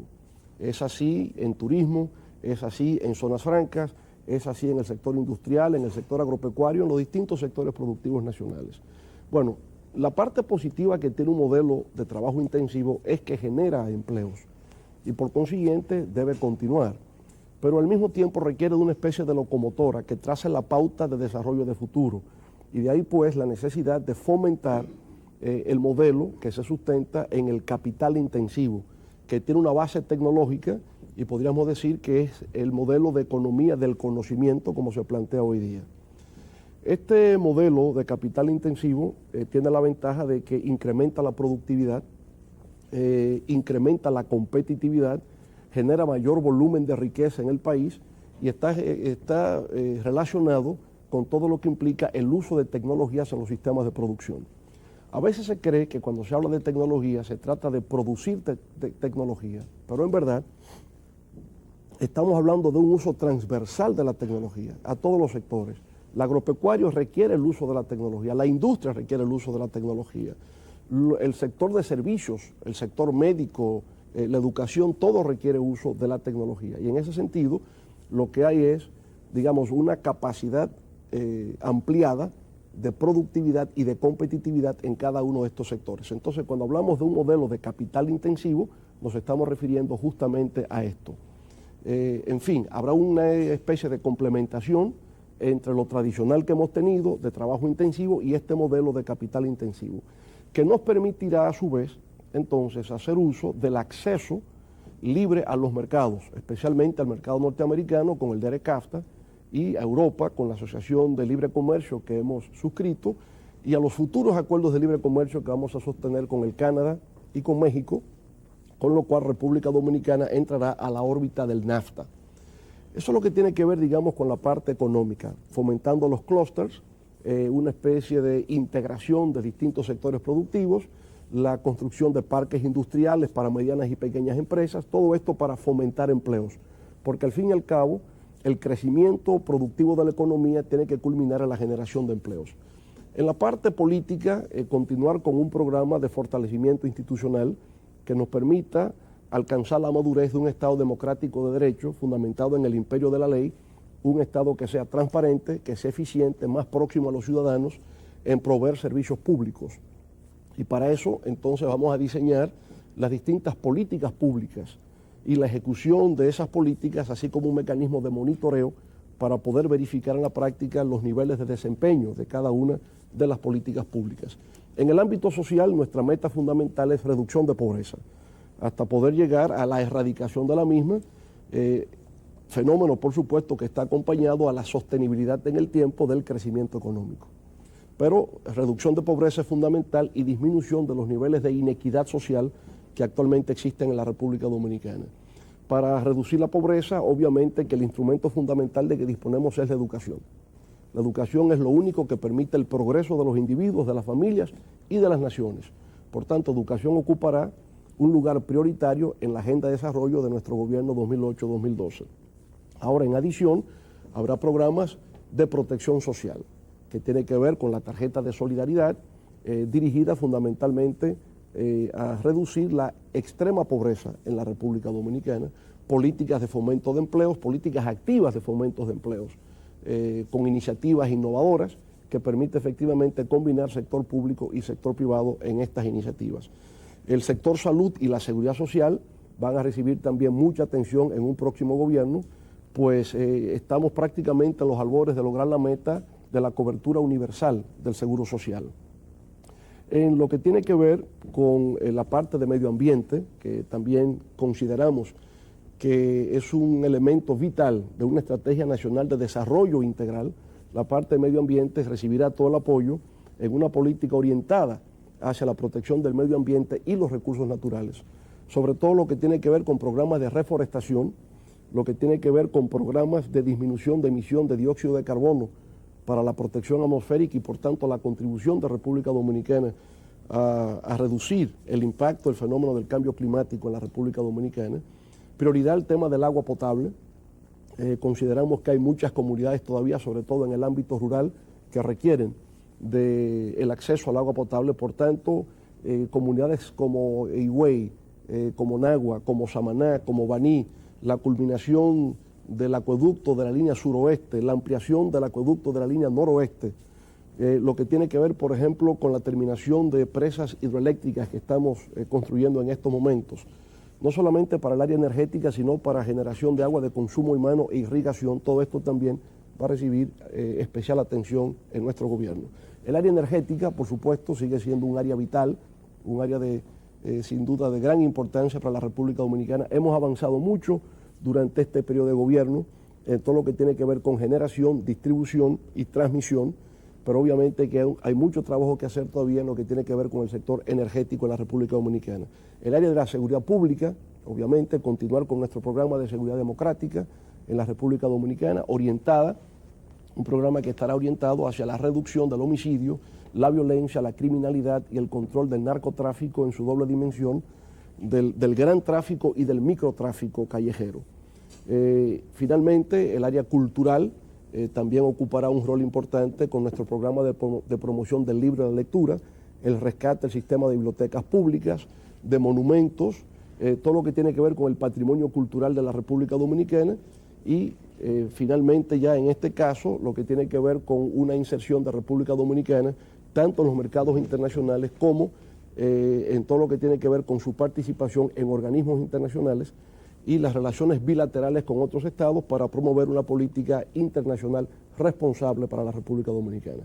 Yo creo que ahí se resume en grandes síntesis lo que son los temas esenciales de nuestro programa de gobierno, en su aspecto institucional, económico, social, cultural, medioambiental, energético, de seguridad.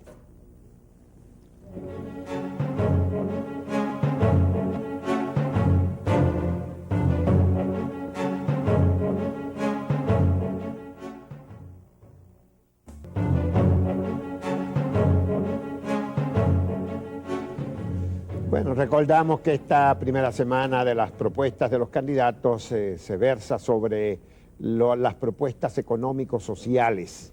Le vamos a dar la palabra de inmediato al director del diario El Nacional, don Radamés Gómez Pepín, para que inicie las preguntas de esta mañana. Buenos días. Buenos días, Radamés. Bueno, eso que usted ha dicho ahora son los planes.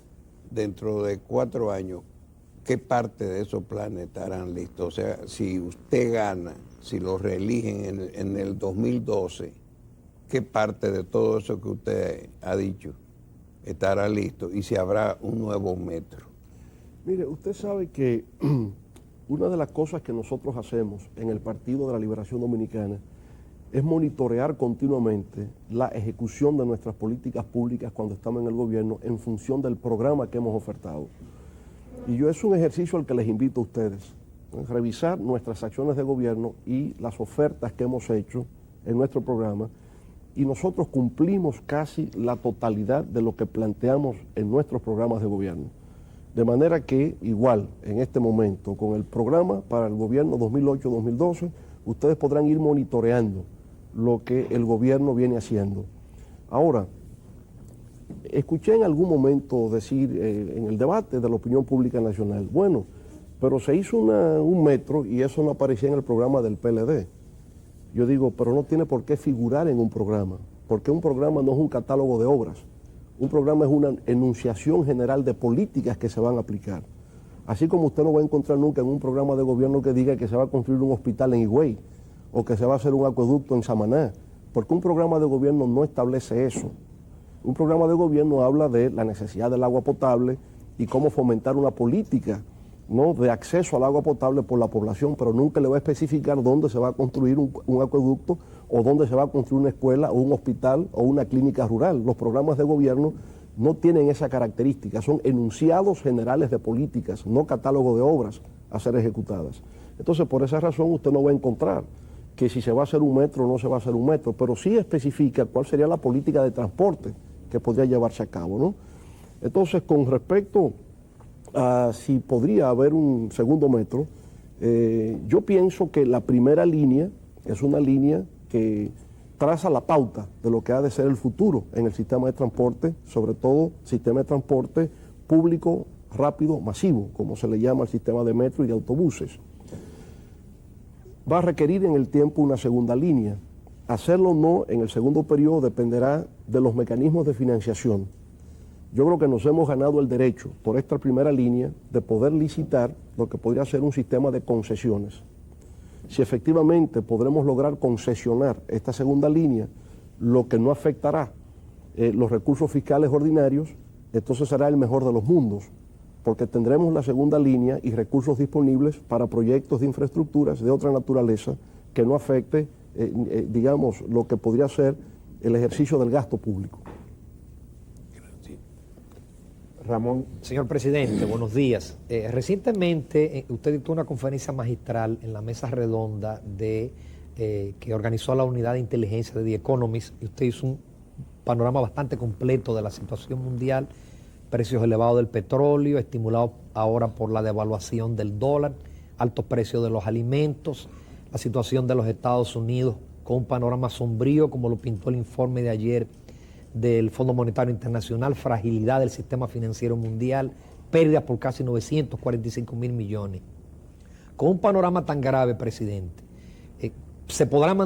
¿cómo se podrá mantener la estabilidad, el crecimiento y el progreso social en los próximos 4 años? ¿Sabe qué es interesante, Ramón? Que en el año 2004 había una situación económica mundial muy fuerte y una economía doméstica dominicana en deterioro. Ahora es al revés. Ahora hay un entorno global debilitado y una economía nacional fuerte.